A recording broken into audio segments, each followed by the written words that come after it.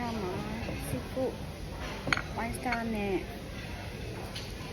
salmon buffet လေးနာစားပါတယ်ဒါကတော့အပတ်စဉ်စားနေကြပါ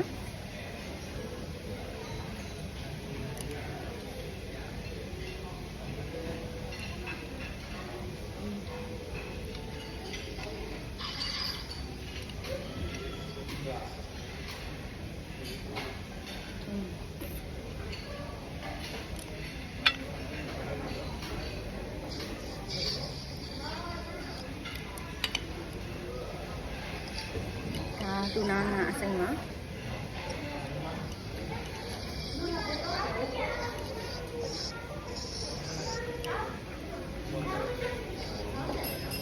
ီကွာကမာရမ်းကြိုက်တော့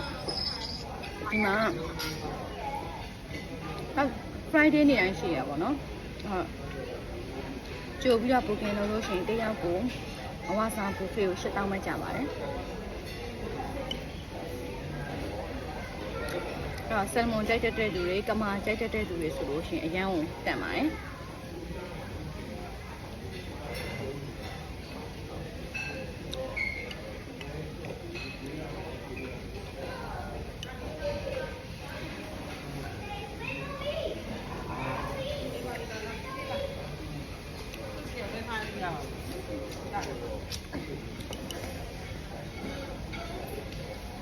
ဒီဘောအဓိကတော့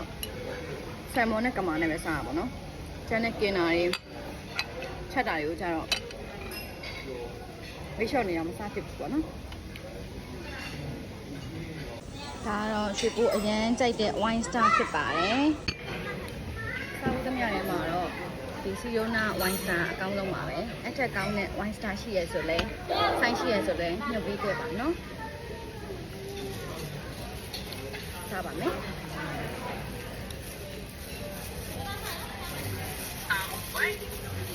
စားပါမယ်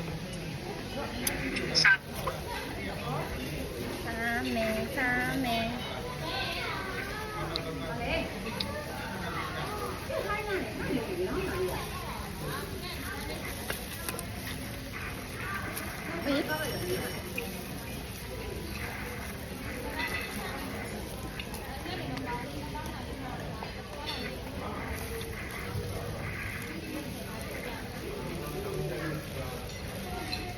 ဒီစီရိုနာရဲ့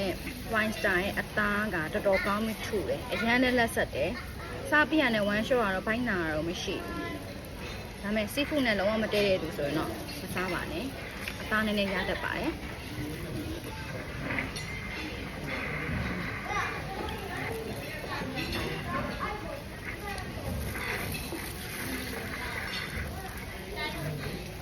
ကဘာတစ်ခုရောက်သွားတယ်လို့ခံစားရတယ်အရင်ကTimmy Gui easy